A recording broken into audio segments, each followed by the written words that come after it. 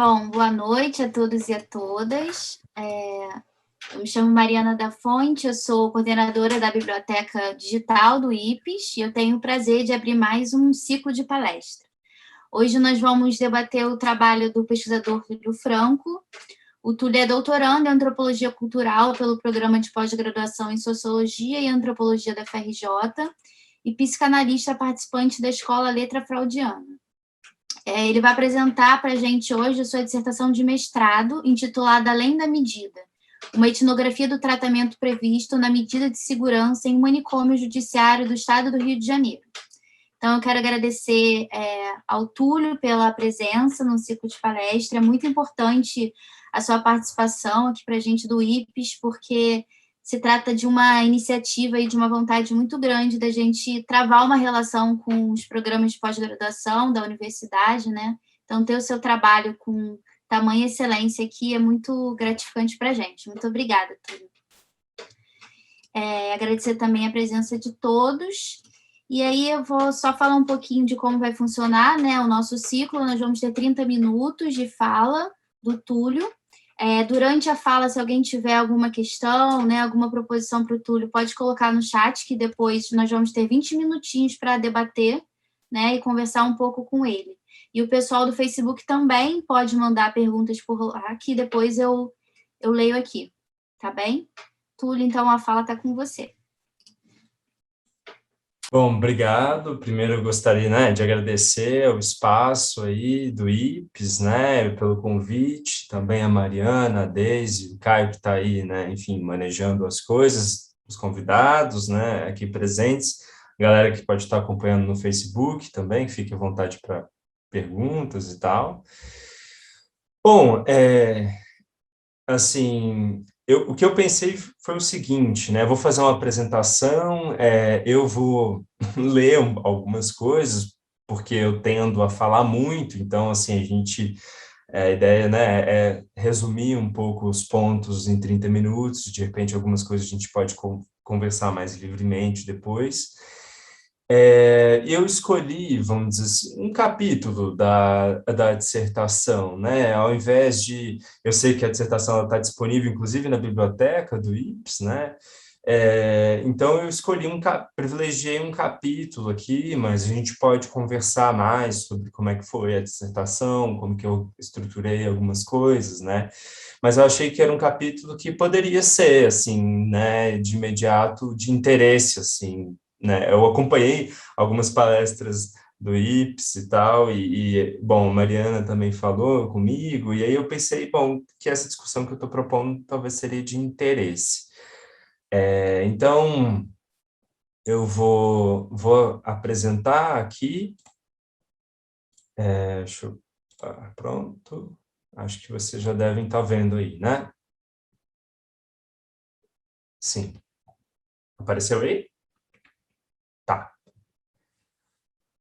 Bom, o título, assim, o subtítulo que eu dei, né, tem o título da minha dissertação mesmo, né, que foi uma dissertação preocupada em entender, assim, de maneira geral, o que a gente pode chamar do tratamento compulsório. Então, assim, é uma figura muito particular, né, de quando a psiquiatria se une com o direito, vamos dizer assim, né, é que o tratamento normalmente é visto como alguma coisa que a gente faz mais ou menos voluntariamente, né, assim, mais ou menos, porque também há condições aí, né, enfim, alguns tratamentos podem até ser meio que impostos e tal.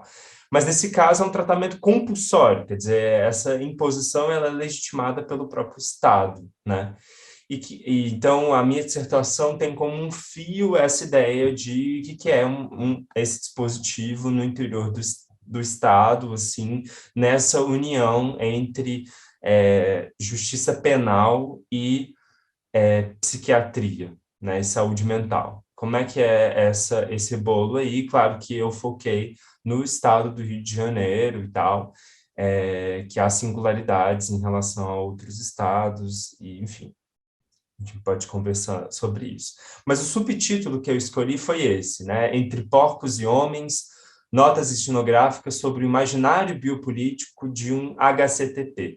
HCTP é o Hospital de Custódia e Tratamento Psiquiátrico, né? É o nome oficial daquilo que a gente pode dizer, e alguns militantes, né, antimanicomiais fazem isso, um manicômio judiciário, né?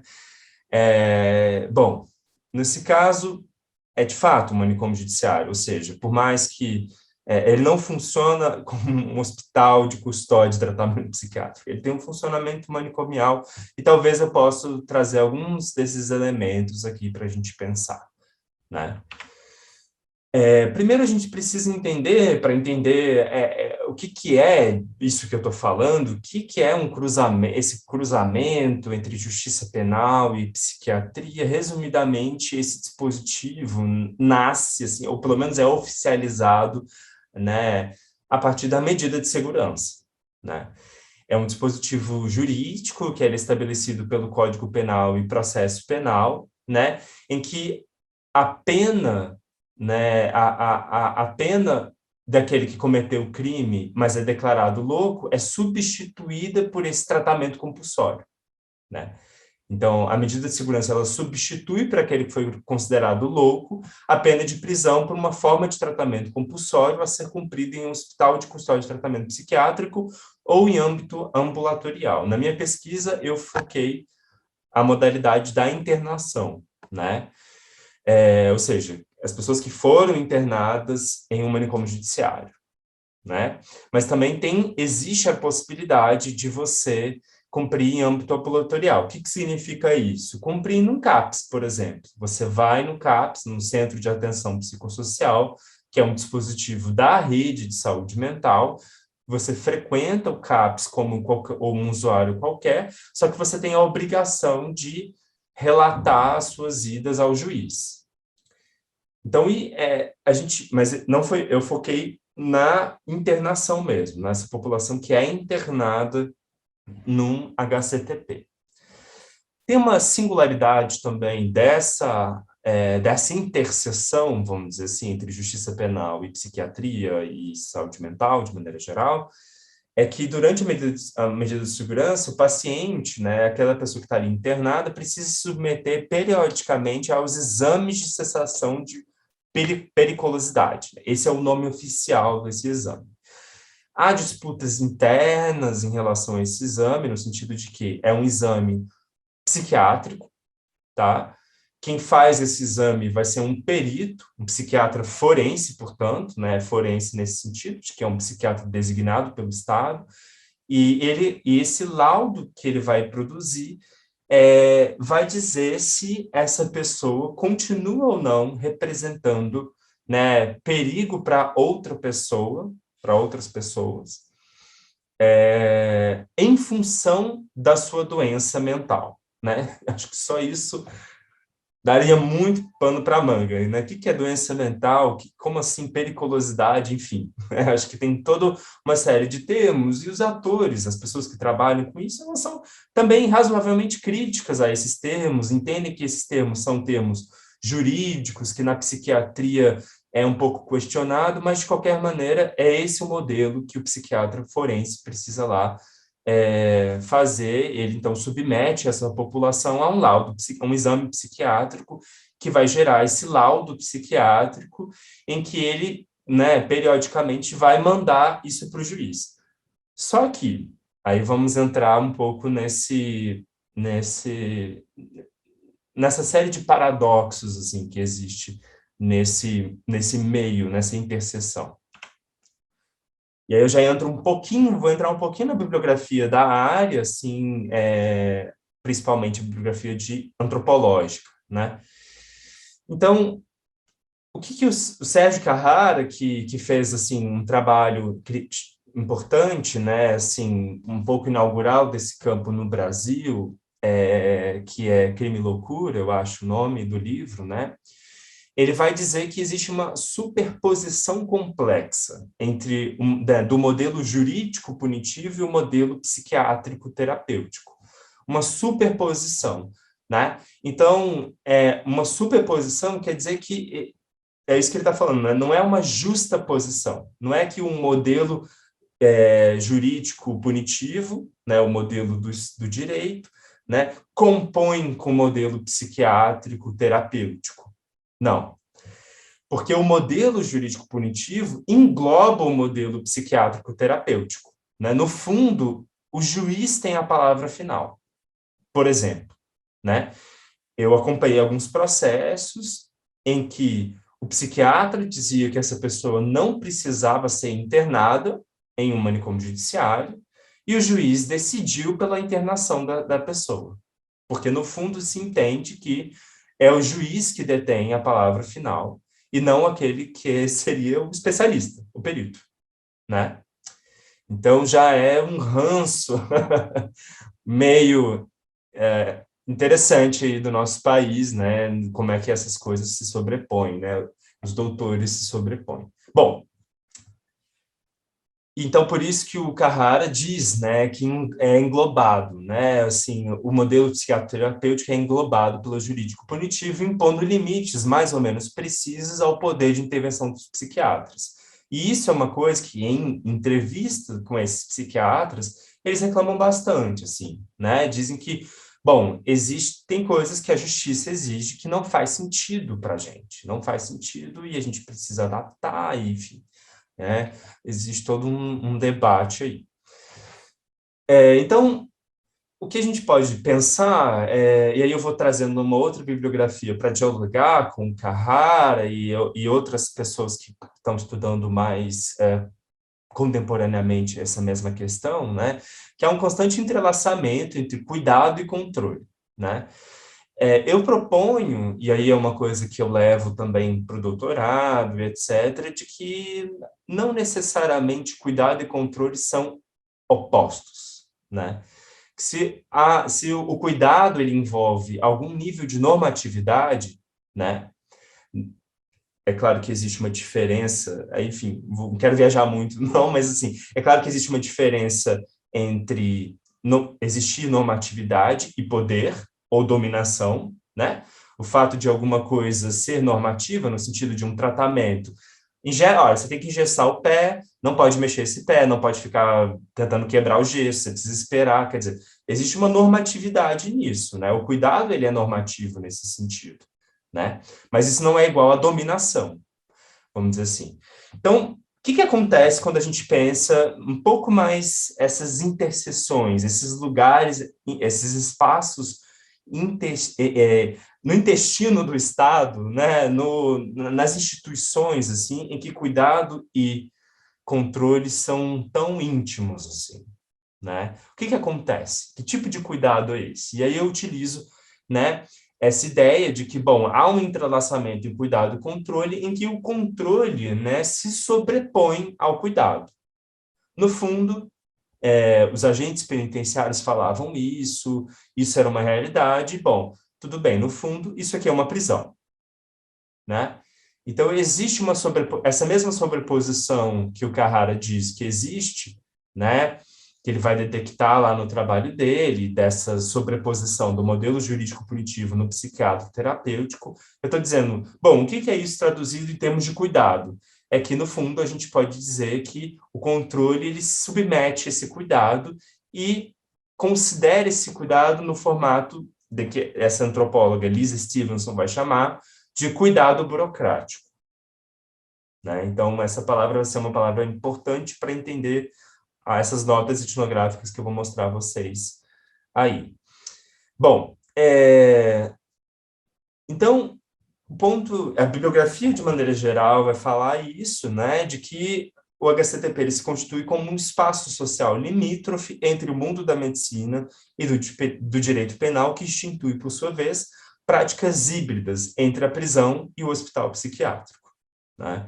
Eu coloquei algumas referências aí que fazem um pouco essa discussão e eu tento contribuir junto com uma colega, Juliana Vinuto, né, um artigo que a gente escreveu com esse tema, né? Mas isso a gente pode deixar para o nosso papo.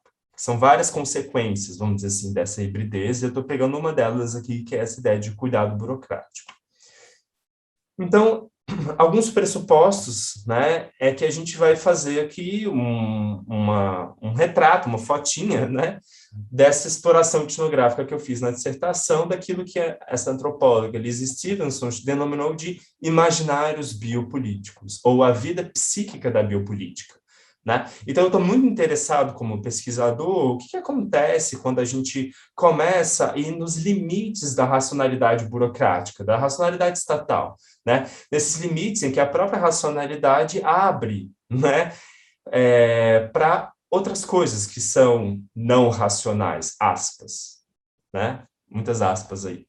Os afetos, né? Os circuitos afetivos, as emoções, enfim, tudo isso que, né? O que acontece quando a gente começa a explorar essas áreas? Isso a Liz Stevens está chamando desses imaginários biopolíticos, ou a vida psíquica da biopolítica, em um HCTP no estado do Rio de Janeiro. Então, a Liz Stevenson ela vai destacar de que essas formas de cuidado burocrático estão sempre vinculadas em um movimento de duplo vínculo, double bind. É uma categoria importante para a gente da antropologia, que, enfim, foi um antropólogo lá, o Bateson, que pensou ela, mas a gente vai deixar um pouquinho de lado isso agora, para dizer assim, a ideia, o que é a ideia de duplo vínculo? A ideia de que informações contraditórias aparecem como sendo de um mesmo nível, né? Ao mesmo tempo diz uma coisa, diz o contrário dela. E então, que tipo de double bind, que tipo de duplo vínculo é esse do cuidado burocrático? Que ele, ao mesmo tempo em que ele visa manter a vida biológica da população que assistem, elas também podem ser, né, essa forma de cuidado, podem ser a manifestação de uma forma de indiferença da parte do Estado com os assistidos. Ainda que essa forma de assistência à saúde seja sempre formulada em termos de benevolência e cuidado. No sentido de que o Estado está cuidando dessas pessoas. É um tratamento. Mas é um tratamento compulsório. Você deve ser tratado independentemente do que você pensa sobre isso. Então, essa forma de cuidado, ela é um cuidado, vamos dizer assim, ela se apresenta dessa maneira, como de benevolência e cuidado, mas ela pode ser experimentada para aquela população que sofre esse tipo de cuidado como uma forma de indiferença, né? Então, nesse sentido, existe essa bipartição aí, vou cuidar da sua vida biológica independentemente de você, né? Então, eu vou trazer uma cena. Bom, e essa vai ser o que a gente vai priorizar. Eu espero que eu tenha tempo para a gente. Eu trouxe aqui uma cena, né, lá do meu caderno de campo. Eu acompanhei vários atendimentos da defensora pública dentro do HCTP, em que ela atende os pacientes junto com uma equipe clínica, né? Então, a equipe clínica trabalha no hospital, a defensoria vai lá, né? E tem essas reuniões em que a defensora vai atender os seus assistidos, né? Lá no interior do HCTP, eu acompanhei uma série dessas reuniões, era uma delas. Então, eu vou ler para a gente ganhar tempo. Estava eu rabiscando meu bloco de notas, quando, de repente, o atendimento foi bruscamente interrompido com um estrondo na porta. Na terceira batida, ela cedeu com o impacto de uma massa disforme de corpos emaranhados. Embolados entre chutes e pontapés, estavam guardas e pacientes. No núcleo da confusão, víamos um agente penitenciário, que tentava a todo custo imobilizar um interno. Este se dirigiu à defensora pública, projetando seu corpo franzino, tanto para escapar dos braços do agente, quanto para tentar alcançá-lo. Nessa altura, eu já tinha me levantado, e, confuso, coloquei-me na frente da defensora, acreditando em um primeiro momento que, de alguma forma, a tentativa do paciente em alcançá-la a colocava em perigo. Aos poucos, nos empurrei para o lado diametralmente oposto ao da briga. As cadeiras se esparramavam a cada momento em que o guarda tentava imobilizar o paciente e o mesmo resistia, né? Então, ele tentava se aproximar da defensora, o agente contendo ele, e eu ali naquilo, tentando, bom, né? Estava ali naquela confusão. Até que, enfim, o agente conseguiu lhe derrubar e o interno, caído no chão, foi contido. Nesse momento, a cena ganhou um contorno mais claro, ao ponto que podíamos intuir que a insistência do guarda em imobilizar o paciente era, de fato, a tentativa do primeiro impedir que o segundo pedisse socorro à defensora. Era uma tentativa, depois a cena foi ficando um pouco mais clara, e era uma tentativa do guarda impedir que o interno pedisse socorro à defensora. O interno esbravejava que não queria tomar a injeção. Apartada a briga, com a ajuda tanto de funcionários da equipe clínica quanto de agentes, pacientes e defensora, os que dela participaram foram embora da sala. Ficaram no local apenas os que originalmente já se encontravam no atendimento. Então, os envolvidos na briga foram embora, depois dessa confusão, e quem estava na sala permaneceu. Momentos depois da porta ser fechada, enquanto ainda recuperávamos do susto, o então chefe da segurança surgiu, comicamente, com 3 pacientes, para que os pacientes confirmassem essa versão oficial. O interno havia desrespeitado o agente e tentou furar a fila para o atendimento, ou algo do gênero. Né? Então, o chefe de segurança, o chefe dos guardas, chega lá e diz essa versão, e essa versão é completamente desacreditada pela defensora. Ela não acredita nessa versão. Depois da confusão narrada acima, Anderson, o paciente agredido, aqui os nomes são fictícios, retornou à sala de reuniões. O interno explicou a sua versão do ocorrido quando inquirido pela defensora. Né? Então, essa é a cena. Anderson, queria dizer que não dá para viver assim, apanhando de funcionário por causa de fila. Ele, o agente penitenciário, é mais nervoso do que eu, que sou maluco. A defensora. Por que você entrou assim? O Anderson. Porque eu sei que aqui tem defensoria. Doutora, eu não estou tomando injeção do Aldol, que é um antipsicótico. Só medicamento. Se eles me obrigarem a tomar essa dosagem, eu tenho um problema de saúde. Eu fico torto. É um problema de nervo. Eu marquei essa passagem porque ela dá para ver justamente o que é essa questão do cuidado burocrático. Né? Ele tem uma alergia, uma reação adversa muito comum a esse antipsicótico, um antipsicótico muito antigo, em que ele fica se tremendo todo. Né? Ele tem essa reação adversa, fica com a musculatura endurecida, etc., a esse medicamento. No entanto, ele é obrigado a usar essa medicação, que muitas vezes ela é utilizada como medicação SOS, uma medicação de emergência. Aí dá para a gente ver um pouco o que é esse cuidado burocrático. Né?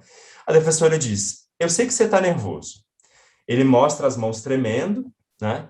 Agora, eu quero saber se você quer que eu coloque no papel o que aconteceu. Primeiro, pareceu que você estava surtando. Aí que a gente viu que as pessoas estavam separando o agente de você. Aí que a gente viu a cena toda, que era uma injustiça. Né? Então, essa parte é importante, essa mudança de enquadramento da cena. Depois eu vou falar um pouco sobre isso. Mariana, depois você me avisa quando tiver, sei lá, uns 10 minutinhos aí. Bom, deu-se início à conversa entre a equipe jurídica, clínica e Anderson a respeito do melhor encaminhamento da situação que se encontrava em um impasse. O conflito entre o desejo manifesto do paciente em denunciar o agente penitenciário na delegacia, né, o tempo inteiro ele falava isso, e o interesse da funcionária da HCTP, né, a pessoa que assistia ali o Anderson e tal, e da defensora em dissuadir, né, dissuadir ele, por temerem que essa denúncia acarretasse maiores danos ao paciente. Né? Então, a técnica, que é essa pessoa da equipe clínica, né, terapêutica, responsável pelos cuidados com o Anderson, ele fala assim, o que você quer de maneira mais geral? O Anderson fala, eu quero ir para a delegacia. Olha só, o que a gente tem combinado? Aí ele diz que eu saio com você sozinho, que eu te respeito e você me respeita. E a defensora, que tal então um meio termo? Nem ir para a delegacia, nem deixar barato. O Anderson concorda. Então ele queria denunciar, mas existe um temor de que se ele denunciar na delegacia, o guarda pode fazer alguma coisa para ele e ninguém pode fazer nada a respeito disso e ele pode, enfim, né, se dar mal nessa. Bem problemático, mas bom, vamos lá. E aí, mas bem real, vamos dizer assim, né? Nessa ocasião, a defensora começa a confeccionar o termo do depoimento a partir do relato do paciente. O Anderson vai relatando para ela está sentada numa mesa, fazendo lá, né, esse depoimento, colhendo esse depoimento que vai depois se transformar num documento oficial do Estado, né, da Defensoria Pública. Eu estava no banco ali sentado e ele, o agente, disse para chegar. Ele quis que eu me removesse do banco e me deu um tapa na cara do lado direito. Ele me desmaiou aqui dentro com mata-leão. E eu caí com tudo ali, ele aponta para o chão. Correu atrás da equipe, depois e tomou uma banda. Ele deu um chute no meu pé e eu fui cair. Aí a defensora pergunta, por que você correu para cá? Eu seria morto lá fora. Por que seria? Porque seria morto lá fora. O que mais? Pronto. Aí a defensora diz, eu posso te dizer o que você disse antes, que você se sentia mais protegido aqui dentro? Aí ele continua, eu cheguei aqui dentro e não teve nada disso. Eu posso falar que você está temendo pela própria vida? Esse ponto é importante. Estou temendo apanhar, tomar remédio, estou com medo do porquinho. Lá tem um boi, um monte de mosca, tenho medo de tranca. Né? Então, de repente surge isso. Essa fala aí. Né? Isso é quase uma fala literal mesmo. Eu estou lá anotando com o meu bloco. Bom, Anderson, olha, até agora, o que você está falando, tudo eu vi. Né? Até agora, a agressão e tudo mais, ela tinha visto. Mas se você for trazendo outros elementos, pode comprometer o resto do depoimento. A técnica diz, eles vão dizer que você está maluco. Então, por quê? Porque ele traz uma denúncia aí de que existe uma tranca, um lugar em que trancam os pacientes. Não pode ter nenhum dispositivo disciplinar no manicômio judiciário, porque se entende que a pessoa ela não pode ser culpabilizada justamente porque ela tem uma perturbação mental.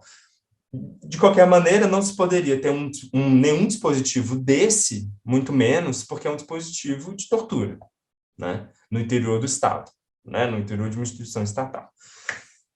Mas elas não viram isso, essa figura que o Anderson traz. Então, como é que o imaginário biopolítico ele vai se traçando? Não vi isso que você está falando. A técnica diz, eles vão dizer que você está maluco, a defensora fica angustiada, eu quero ver esse pouquinho, mas a gente pode colocar só o que presenciou aqui. Então, existe uma negociação do que se vai colocar ou não nesse depoimento. O Anderson concorda, a defensora encerra o depoimento e a técnica diz o seguinte, olha, Anderson, você vai sumir, vai lá para a enfermaria e fica na sua. A defensora diz, nós não somos supermulheres. Por mais que acho ótimo você saber que é alguém cheio de direitos, fica na sua pela sua integridade física. E aqui você tem outro elemento dessa hibridez, desse cuidado burocrático, em que você, ao mesmo tempo, pode ser alguém cheio de direitos, mas tem que ficar na sua, porque a sua integridade física está ameaçada. Essa divisão é a mesma divisão que alguém como Agamben vai dizer, né, entre bios e zoé, a vida nua, a integridade física, e a bios, a vida de cidadão. Então, por mais que você seja alguém cheio de direitos, por mais que você seja um cidadão, etc., e você quer ir na delegacia, você quer denunciar, no fundo você tem que ficar na sua, porque aqui não tem isso. Existe uma cisão entre bios e zoé. Aqui a sua integridade física está correndo risco, né? E a técnica diz isso para ele ficar quieto na enfermaria. 10 minutos, tá? Obrigado, beleza. Não, tô no tempo. E aí, como é que é? Como se dá isso? Né? Depois que o Anderson saiu, os atendimentos são retomados, né? Você tem um evento que extraordinário, quebra aquela rotina, mais ou menos entediante ali dos atendimentos, e depois você retoma a rotina, porque a coisa precisa acontecer. Mas é claro que essa rotina, ela vai ser vista às luzes do que aconteceu antes. Depois que Anderson saiu, os atendimentos foram retomados. A cada paciente que entrava, Bruna, a defensora pública, perguntava de maneiras diferentes se eles conheciam o termo porquinho. Então, ela começa a investigar com os outros pacientes. Entre negações, incompreensões e confirmações, o porquinho começou a ganhar corpo. Ao ser perguntado sobre a categoria, um dos internos respondeu: porquinho é o castigo que a gente recebe aqui. Os guardas botam a gente lá. Ao lhe perguntarem se ele ficou no porquinho, replicou: não, eu sou disciplinado. Ao longo dos atendimentos, surgiram definições de todo tipo. As mais precisas, aquela celinha que fica ali dentro, né? Ele aponta na direção da janela que dá para a área interna do manicômio. Sala com cocô. Objetivas. Porquinho é o lugar onde eles colocam preso. Descritivas, né? Isso são colhendo falas dos pacientes. Tem o boi, que é um vaso sanitário, assim, né? Uma fossa, assim. Fede a merda, muito mosquito, e algumas sintéticas. É tranca. Né? Quando se perguntou a um dos internos sobre o tempo em que um preso poderia ser colocado no porquinho, ele respondeu: dependendo do castigo, varia de 30 a 60 dias nesse lugar. Até que ele comentou que há anos que ela trabalhava lá e nunca tinha ouvido falar desse porquinho, embora soubesse que existiam medidas disciplinares. Gradualmente, o delírio, né, aquilo que parecia improvável na fala do Anderson, vai se tornando real pela descrição dos internos.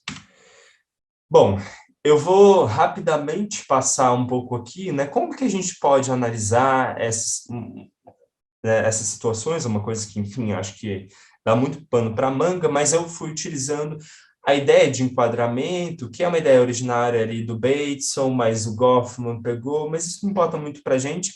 Eu trabalho como que a Judith Butler vai pensar isso num livro dela que chama Quadros de Guerra. E aí, a gente pode pensar na organização dessas cenas da seguinte maneira, pelo menos 3 quadros, né, em que primeiro existe uma briga entre paciente e guarda, aquele estrondo na porta, uma briga acontecendo. Depois, um momento em que um paciente em surto é detido pelo guarda, esse é o segundo enquadramento, né? Em que aí eu me posiciono também mobilizado afetivamente por essa cena, e eu acho que isso vai ser importante pelo, né, o argumento. A própria defensora fala isso, pareceu que você estava surtando, né? Então, esse segundo enquadramento da cena, a briga vai ser enquadrado como esse corpo surtado, descontrolado, que precisa, então, ser contido. E um terceiro quadro que reenquadra novamente essa cena, que é o agente violenta o interno, né? E aí, esse corpo injustiçado, né? Que é quando a defensora fala, aí que a gente viu que a cena toda, que era uma injustiça, né? Então, você tem essas 3 cenas, uma vai enquadrando a outra, e essa figura dá a ver algo que é muito caro a Butler, que é uma parte é enquadrada e outra não. Sempre alguma coisa permanece fora do quadro, vamos dizer assim. O que é esse quadro? O que é organizar essa questão, né? É que o que ela vai chamar o ato interpretativo, o modo como a gente, no nosso cotidiano, né, interpreta uma cena, né, e nesse exemplo etnográfico, ele apresenta, né, esse ato interpretativo, ele assume implicitamente o controle da reação primária. Qual é a reação primária? O afeto. Isso que a gente é mobilizado quase que imediatamente. Só que a Butler vai argumentar isso que parece tão imediato, que a gente se mobiliza tão espontaneamente eu assumi que esse corpo, esse sujeito, essa pessoa oferecia risco à defensora, né? E acho que tem várias questões de gênero, várias questões possíveis aí, na minha corporalidade, em que eu aciono e me coloco nesse lugar ali, tem a ver com, né, isso que parece como imediato é um fruto de uma determinada normatividade social, né? Então, esse ato interpretativo, o modo como eu interpreto, percebo uma cena, né, ele está moldado por certas normas sociais que a gente performa o tempo inteiro. Então, colocar em questão esses enquadramentos, percebe que quando a gente coloca em questão esses enquadramentos, a gente começa a se perguntar quais são as condições afetivas para a crítica social, quais são as condições afetivas para esse ato interpretativo, né? Bom, eu resumidamente, né, eu já falei um pouco sobre essa divisão dessas cenas, A gente poderia dizer que né, os quadros, eles disputam um conteúdo moral, né, que tornaria mais ou menos justificável essa agressão física. Se a gente vê um corpo surtado, esse é o modo que a gente enquadra a cena, a agressão física, a contenção física, né, a agressão física vira uma contenção física e passa a ser justificada, né? Esse ato está justificado. E se a gente vê aquela cena como uma injustiça, né? Há uma outra disputa moral sobre uma mesma cena, uma outra forma de dar inteligibilidade, né, a essa cena que muda completamente a nossa reação a isso. E a gente repudia essa agressão. Esses enquadramentos, então, eles permitem a gente analisar de que maneira esse corpo é mais ou menos disponível à violência institucional, né? E é isso que a Butler vai falar, que esses enquadramentos, eles criam diferentes campos de possibilidade do reconhecimento do outro e de suas dores, né? No limite, quando a gente se pergunta sobre esses enquadramentos, né, aí nesse cuidado burocrático, a gente também está pensando, né, de que forma são reconhecidamente diferentes a vida do surtado da vida de um injustiçado, né? E que é nesse ponto mesmo que o porquinho, esse resto disciplinar, vai se colocar como destino desses corpos surtados e indisciplinados, né?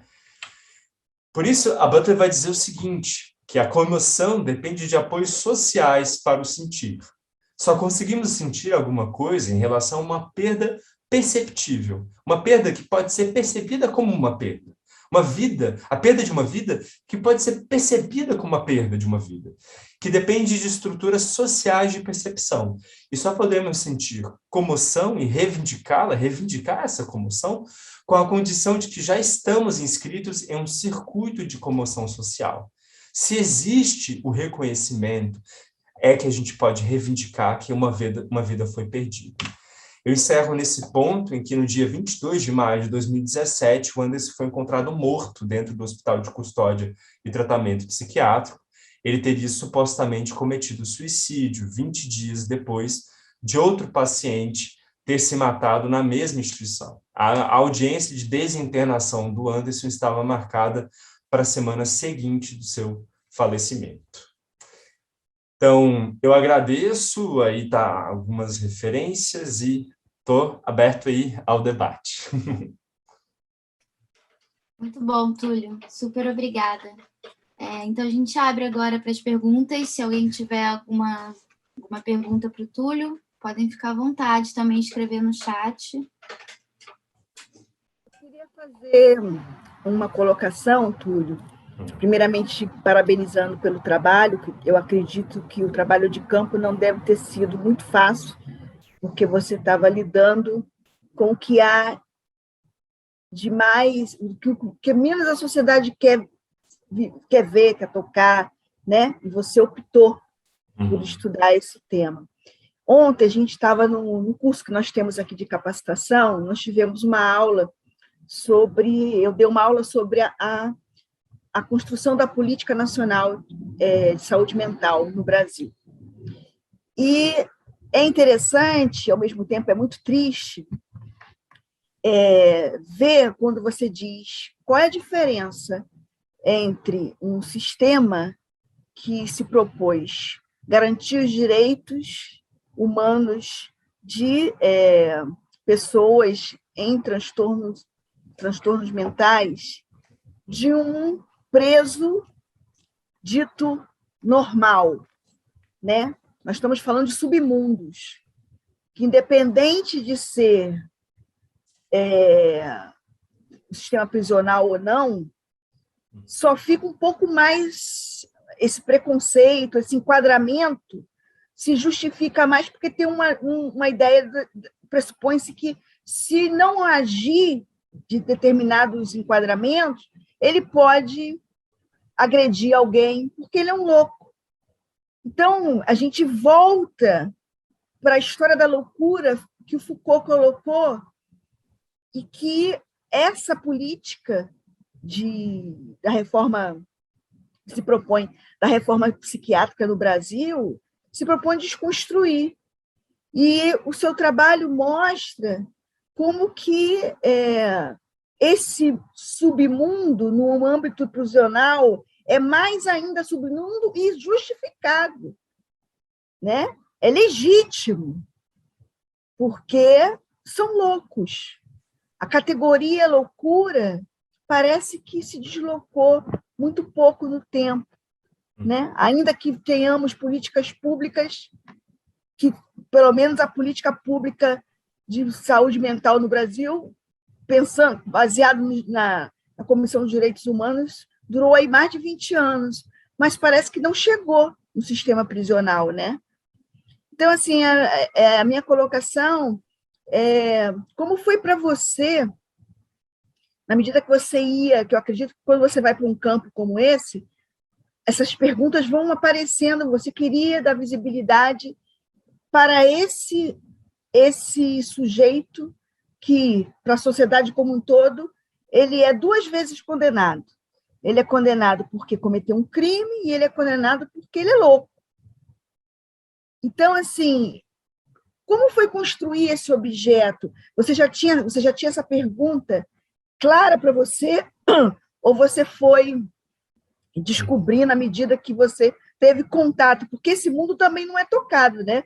Acredito que não seja tão fácil ter acesso a esses loucos enquadrados num sistema que nem agente, nem juiz se importa com o que há de especialista. E do lado de fora, a gente aprende o quanto que esse especialista ainda resiste a ver esse sujeito como dotado de direitos humanos, como pessoa, como indivíduo, né? Enfim, são coisas que a gente podia ficar horas aqui pensando, mas eu fiquei pensando na construção do seu objeto. Como é que foi isso para você, com essas contradições desse mundo dos porcos, dentro do sistema criminal, e esse mundo aqui fora, porque ele não é muito diferente dos pacientes que, por muitos anos, foram tratados como porcos, porque eram enquadrados como loucos, né? Enfim, é só para abrir, para a gente pensar alto, e eu fiquei super curiosa à medida que eu fui lendo a sua dissertação, e falei, Mariana, traz ele para a gente brincar um pouquinho com esses temas aqui, porque tem tudo a ver com o que a gente tenta. O nosso objetivo aqui no IPS é pensar esses grupos e propor políticas públicas. Isso, sim, ótimo. E você está dentro aí desse... Fica aí o convite para você se aproximar mais de nós, tá? Sim, claro. Eu já respondo? Sim, acho que sim, né? Sim, Mariana, pode ser? Então tá bem. Então, Daisy, várias coisas aí, né? Eu acho que, começando um pouco sobre essa questão da política pública, então, você tem até normativas, né, que vão do Conselho Penitenciário, eu acho, inclusive, dizendo, né, assim, fazendo esse compromisso, oficializando, vamos dizer assim, que, olha, gente, a reforma psiquiátrica também vale para o sistema penitenciário e, portanto, vale para o Hospital de Custódia e Tratamento Psiquiátrico, né? Então, você tem essas tentativas, né, quer dizer, isso é importante, né? É importante que exista essa normativa, é importante que então, a lei da reforma psiquiátrica passa a valer dentro, né, do Hospital de Custódia e Tratamento Psiquiátrico, só que isso tem um limite muito claro, né? Tem um limite claro da seguinte maneira, quando, né, por exemplo, e aí, quando a gente vê na concretude da coisa, várias coisas que valem, né, na lei que vai instituir a reforma, vai instituir oficialmente, vamos dizer assim, né, pelo Estado, né, a reforma psiquiátrica, fica complicado, né, porque, por exemplo, uma das coisas, né, é que não se poderia né, qualquer instituição que tem um caráter carcerário, né, de encarceramento e tal, ela não deveria existir, de acordo com a lei da reforma psiquiátrica, né? E, bom, isso em si já é um paradoxo. Mas tem outros que são mais finos, assim, né, ainda mais imbricados, que, por exemplo, se a gente for pensar, né, recentemente, bom, eu mandei pelo menos para uma revista aí esse artigo, vamos ver o que eles vão achar, mas se a gente for pensar, né, existe um levantamento da Débora Diniz, que ela fez um censo em todos os HCTP do país, e ela vai detectar uma questão que é muito cara a nós, que estamos pensando aí política pública nessa área. Por quê?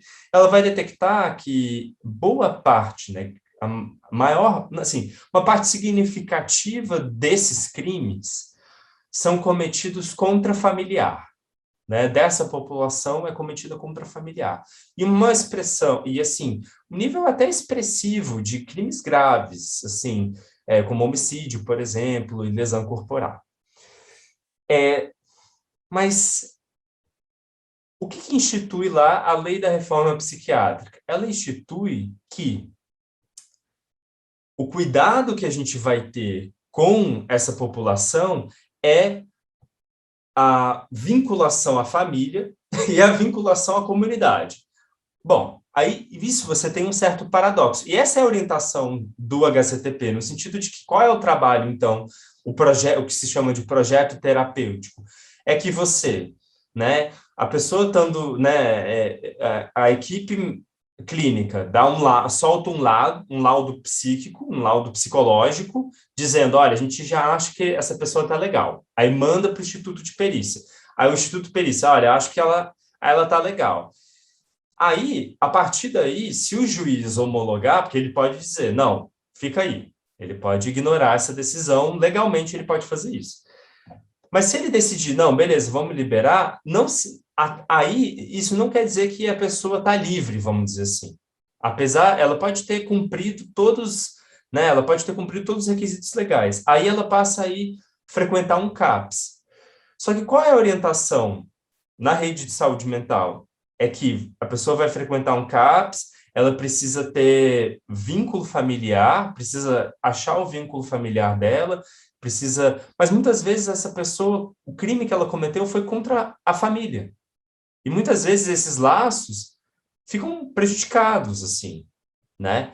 Então, você tem uma lei que é para proteger essa população que tem um caráter, né, aposta na família como esse lugar de cuidado e tudo mais, só que nessa população específica, isso gera uma coisa paradoxal, porque muitas vezes a família que foi o objeto desse crime, e às vezes isso entra numa complexidade tamanha em que a pessoa fica mais tempo internada do que se ela tivesse cometido um crime pela prisão, pelo código normal, vamos dizer assim, se ela fosse um preso que não fosse louco. Então, em contrapartida, o Estado acaba, né, indiretamente, né, punindo essas pessoas. Seja pelo porquinho, como esse aparato de tortura, seja mantendo essa pessoa presa mais tempo, né, do que ela levaria se as garantias do processo penal lá do preso comum fossem as mesmas para o louco, e não são, né? E não são.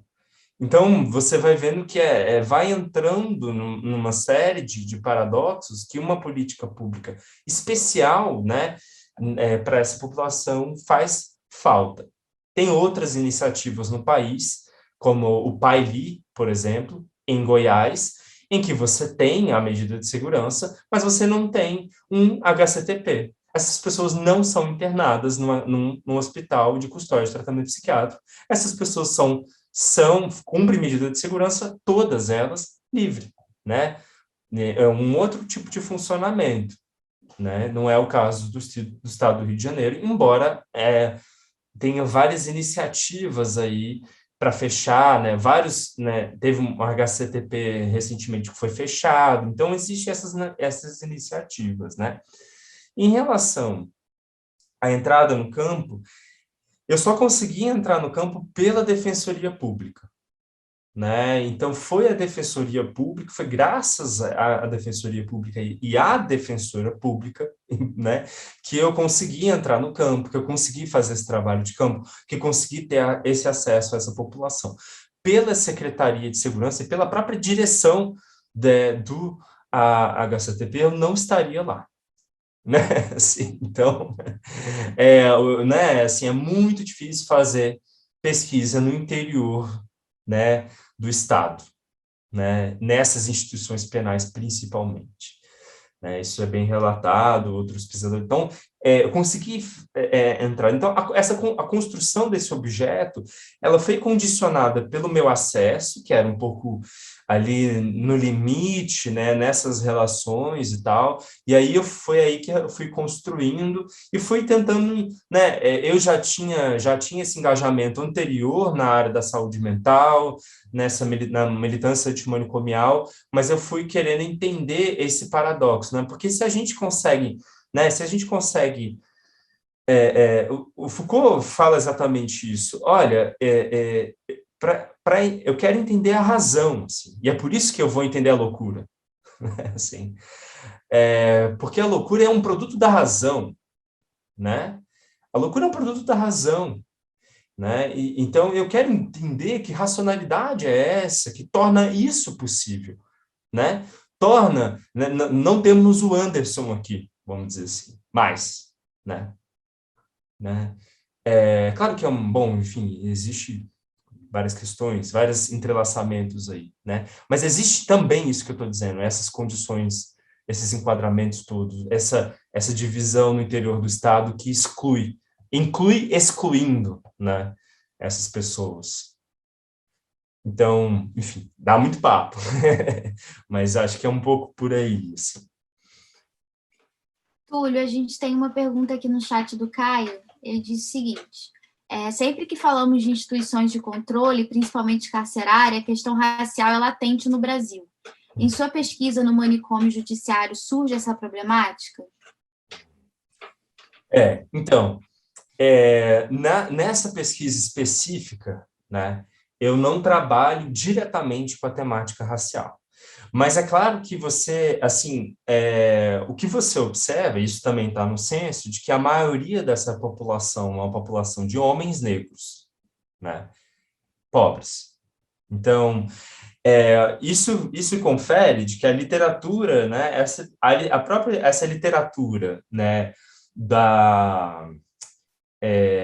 que vai estudar, né, o que a gente chama de seletividade penal, né, o fato de que o Estado vai exercer o controle, especialmente na população negra, né, especialmente periférica, especialmente em jovens, né, isso verifica, né, essa tem a mesma reverberação nesse campo, né. Mas essa temática eu estou trazendo para o doutorado, para pensar uma outra coisa, assim, para o doutorado eu estou aprofundando, a gente tem mais tempo também, né? Eu estou fazendo um outro trabalho no hospital psiquiátrico, mas eu tenho muito interesse de pesquisa naquilo que a gente poderia chamar de racismo biológico, né?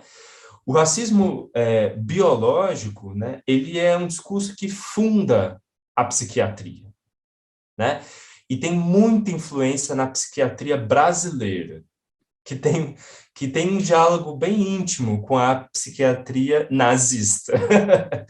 Então, esses intercruzamentos de que, né, essa ideia da mistura racial como produzindo a degeneração da raça, todos esses dispositivos, eles reaparecem, né, de outra maneira no interior do discurso psiquiátrico, né? Então, no mestrado, eu chego a pontuar, né, fazer pontuações nesse sentido, faço, inclusive, uma pontuação que em algum momento, no doutorado eu não vou conseguir fazer isso, mas em algum momento pretendo fazer isso, se a gente poderia pensar, por exemplo, nessa figura do psicopata, nessa figura que os psiquiatras vão chamar de transtorno de personalidade antissocial, uma nova figura aí da degenerescência, né? Enfim, Bom, isso aí dá pano para manga, mas eu estou estudando no doutorado um pouco isso. Como que esse discurso, né, da razão sobre a loucura, ela se conecta com o racismo, se conecta também com o machismo, né? Todas essas, né, tudo esse... E também com, né, o Merleau-Ponty vai dizer uma coisa seguinte, que é a criança, a mulher, o louco, e a gente pode acrescentar também o negro, né, são considerados como a margem da verdade, a margem da razão, né? E esse discurso é fundante na psiquiatria. Então, eu estou um pouco interessado nisso aí, né? Como isso torna, é um dispositivo que torna esses corpos disponíveis à violência institucional, né? Então, um pouco por aí, Caio, que eu estou seguindo, mas eu acho absolutamente necessário esse debate, muito preciso. Eu lembro de um caso em que um homem negro, estava internado, né, num HCTP, porque ele deu um susto numa pessoa. Ele fez assim, parã, assim, bom, ele tem a sua singularidade, né? Uma pessoa que é usuária da rede de saúde mental, chegou numa praia e fez assim, parã, estava com os pais, aí ele se desloca dos pais, vai assim, parando um casal de brancos, turistas e sei lá o quê, que imediatamente chamam a polícia, ele é preso por tentativa de roubar e sei lá o quê, enfim, estava lá. Então, essas bizarrices todas são absolutamente relevantes, tem a ver com esses intercruzamentos aí que eu estava falando, né? Não sei, espero ter colocado né, encaminhado de alguma maneira isso aí. Eu acho que a gente não tem mais perguntas, então, assim, para finalizar, eu queria fazer uma pergunta para você, que eu fiquei pensando, assim, lendo a dissertação. Que apesar da doença mental nesse contexto, né, psiquiátrico legal, ser manejada como uma ferramenta para enquadrar pessoas como mais humanas, menos humanas, né, merecedoras de mais cuidado, menos cuidado, você encontra algumas vias de escape, assim, né, durante o seu trabalho, né, alguma produção de agência aí para escapar um pouco dessa máquina estatal. Você pode comentar um pouquinho sobre isso, sobre essas vidas assim que escapam, que você pôde perceber durante o trabalho de campo?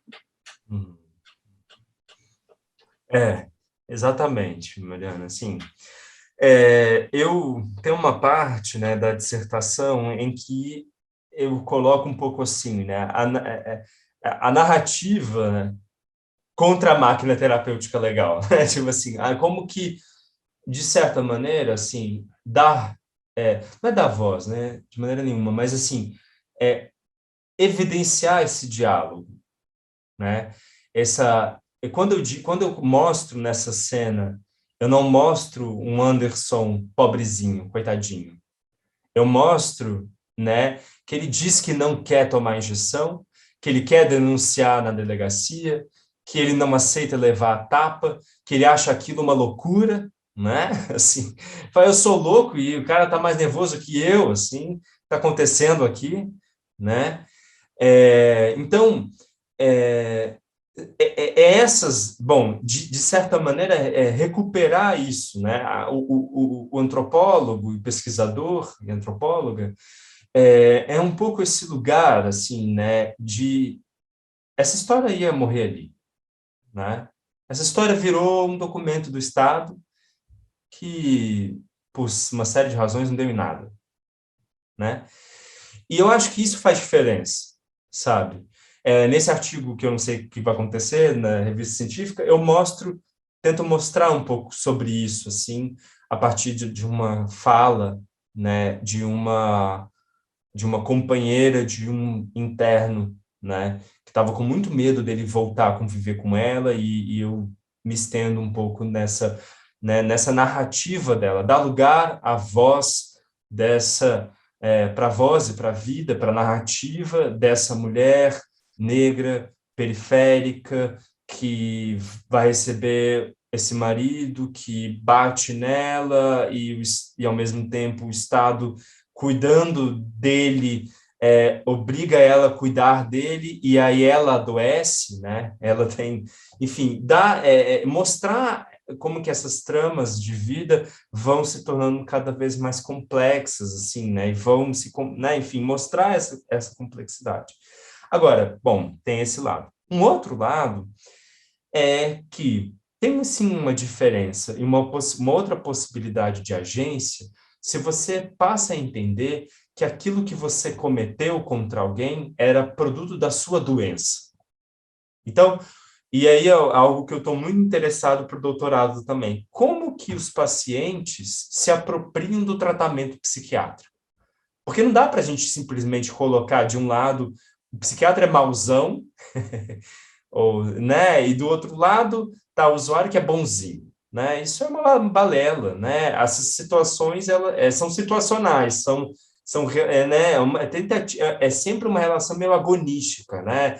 Assim, um está tentando negociar com o outro os termos do tratamento o tempo inteiro. Né? E aí, por isso, eu vou usar uma outra categoria que a Butler vai avançar, que ela chama de paradoxo da subjetivação. Aquilo que me submete é também aquilo que eu consigo ganhar uma agência sobre. É também aquilo que eu consigo ganhar uma agência, resistir a partir daquilo que me submete. Esse é o paradoxo da subjetivação. Né? E eu observo isso também lá no manicômio judiciário. Por quê? Porque, por exemplo, um caso rapidinho, né, de um paciente que ele matou o próprio pai. Né? Numa crise, ele mata o pai e é um crime que moralmente é o crime mais condenável, né? É um dos crimes mais condenáveis que a gente imagina. Só que ele, quando ele mata o pai num acesso, assim, numa crise, assim, ele tenta se matar e ele falha. E aí, o que é o cuidado burocrático? Né? O Estado precisa garantir a vida dessa pessoa. Ele é imediatamente encaminhado numa ambulância, ele vai para um hospital geral, ele precisa ser cuidado, depois ele passa num hospital, é transferido para um hospital prisional, ele também é cuidado, desse cara sobrevive de ter dado um tiro assim, né, na boca e tal, ele faz um monte de cirurgia, sei lá o quê, sobrevive, e aí ele fala, né, numa determinada cena, de que ter entendido que aquilo que ele fez foi fruto da sua doença, então esse modo, essa objetivação, né, produziu para ele uma nova agência, em que ele possibilitou ele colocar assim, não foi um crime, e aliás, não foi nem eu que fiz isso, foi a minha doença que fez isso. Né? Então, o próprio discurso psiquiátrico, na sua objetivação, né? Dizer, bom, no fundo, o seu problema, você tem um problema de comportamento que, nas versões mais hegemônicas, está no seu cérebro, né? Ele fez uma agência, ele também tirou uma agência disso, né? Disse assim, bom, no fundo, eu fiz isso por causa da minha doença, e aí eu posso lidar com isso de outra maneira. Eu não sou simplesmente um cara que matou o próprio pai. Eu sou alguém que é doente. E foi a minha bipolaridade, como ele disse, que matou, né? Que fez esse crime, aconteceu isso. Né? Então, mesmo no interior desse processo complexo, que não tem resposta, não tem certo e errado, né? A nossa preocupação é um pouco descrever essa situação, você tem essas formas de agência, né? Então, eu acho que tem um pouco esses dois lados, assim. Não sei. Muito bom, obrigada, Túlio. Bom, a gente já passou um pouquinho do horário, então acho que eu vou encerrar, se ninguém tiver mais nenhuma pergunta. Túlio, muito obrigada, assim, de verdade, foi um excelente debate. Bom, eu que agradeço. É enriquecedor para a gente do IPES, né? E também quero agradecer a todos os participantes aqui presentes. É muito importante esses momentos aqui para a gente do IPES, para a gente divulgar mesmo trabalhos científicos, né, que estão alinhados aí com as nossas linhas de pesquisa dentro da segurança pública, do suicídio, da saúde mental.